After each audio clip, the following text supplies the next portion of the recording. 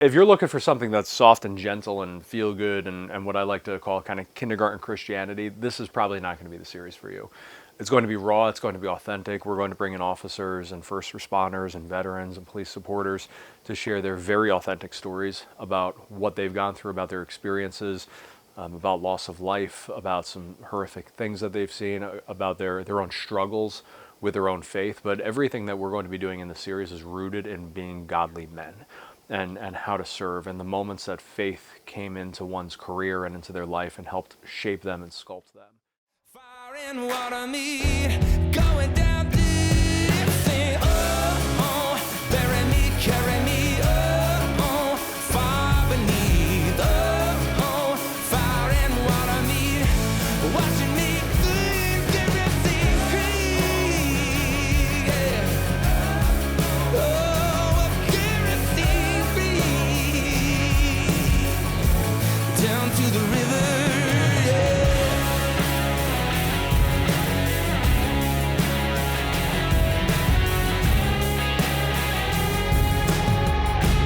Down to the river. Sheepdog and Shepherd.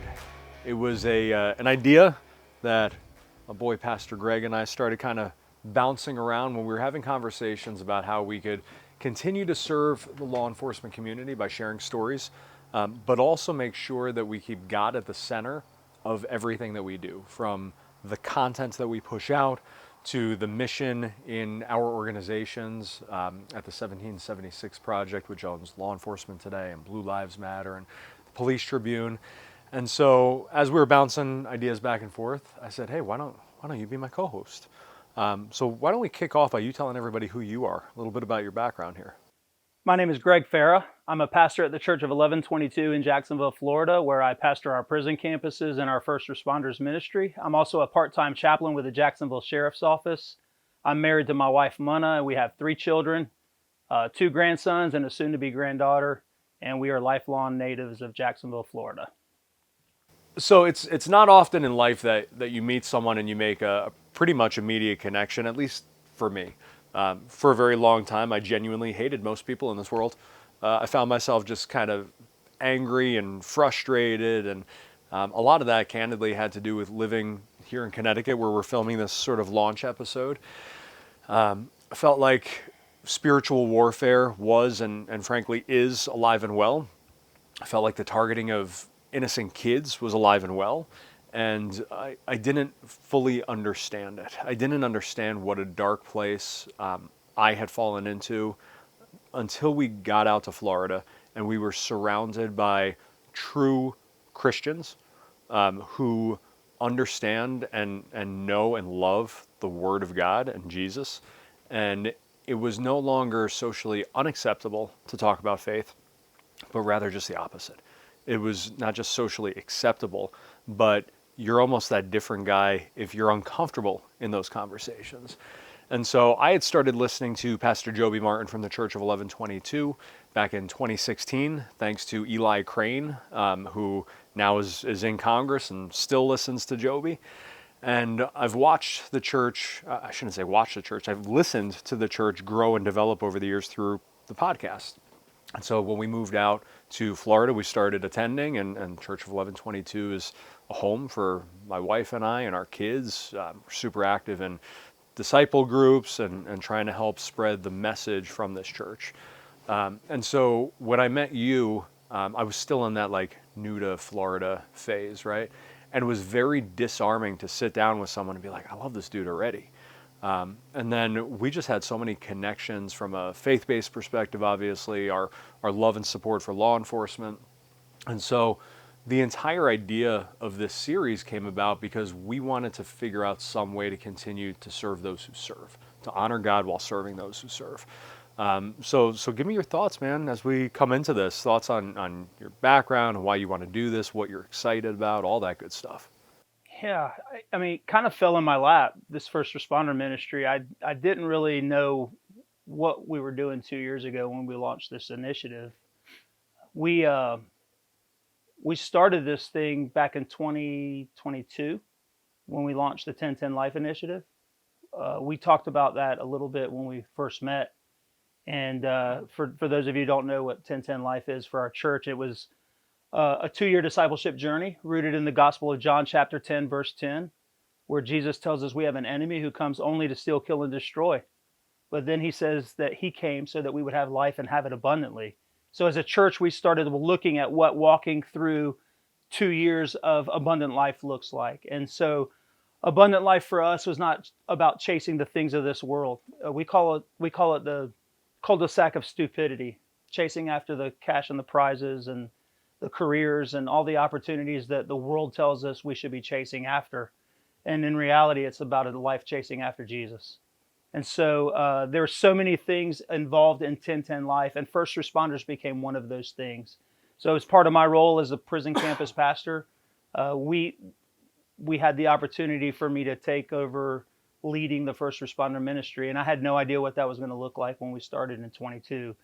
So for me, it was building a ministry from scratch, which is something I was not new to at the church. It's one of the things that I did in 2020 when I came aboard with another ministry in the operations world. So starting another ministry for me was I was excited about it, but I had no idea what first responder ministry was going to look like. And as it developed, it became a thing I became really passionate about. Working with all the law enforcement agencies in Northeast Florida, all the fire and rescue agencies.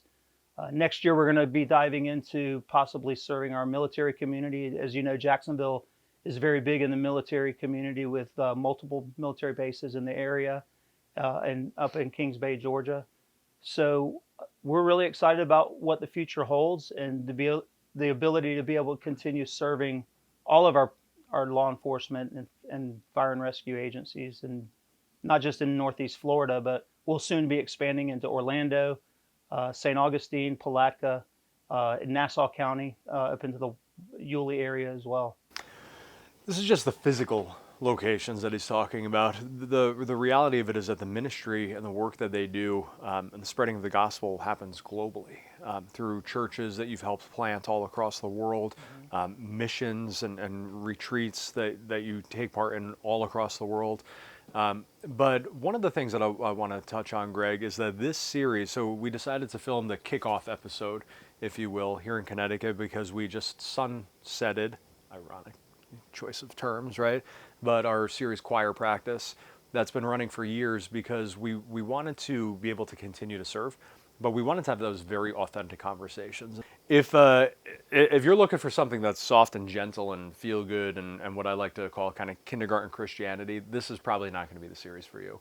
It's going to be raw, it's going to be authentic. We're going to bring in officers and first responders and veterans and police supporters to share their very authentic stories about what they've gone through, about their experiences, about loss of life, about some horrific things that they've seen, about their own struggles with their own faith. But everything that we're going to be doing in the series is rooted in being godly men and how to serve, and the moments that faith came into one's career and into their life and helped shape them and sculpt them. Greg and I don't always see eye to eye on things until he talks and I listen. And then I realize how wrong I was. And I don't really say that tongue in cheek.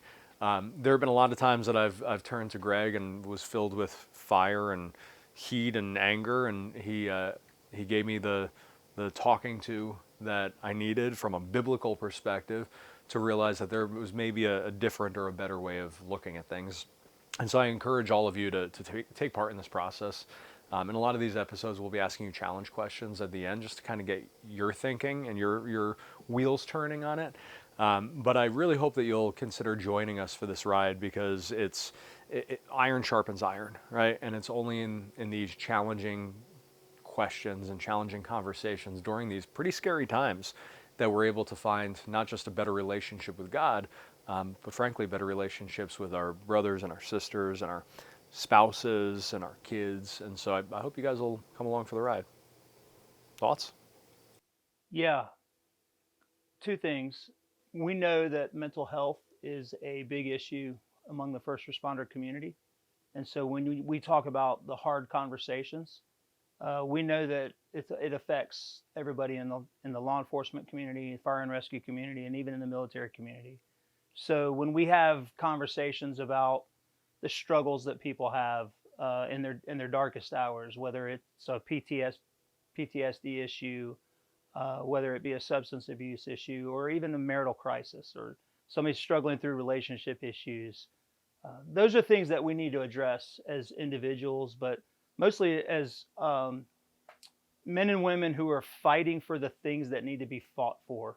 Because abundant life cannot be had when people are struggling through mental health issues.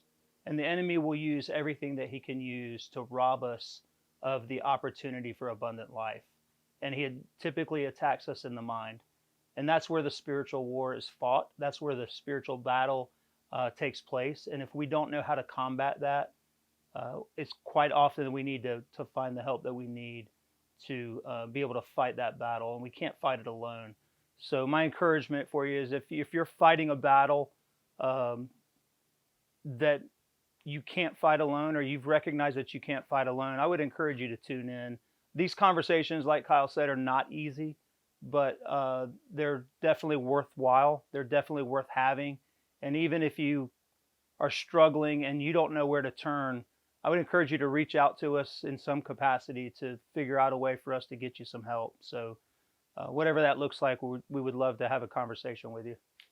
People cannot buy a seat on the show. We will not accept companies that are like, hey, can we pay you well, I mean, maybe we'll talk about $1 million, but organizations that reach out and say, hey, we want to pay to have a seat. We don't operate like that. We're just here to tell true and authentic stories. And so anyone that you see on here, please understand that they've been invited on as a guest because we've done a little bit of homework on them and their background.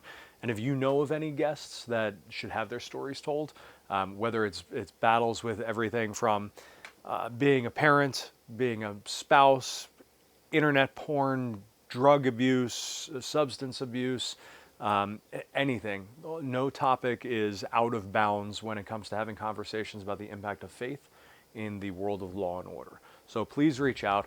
Please keep following. God bless you all. God bless America. This is Sheepdog and Shepherd.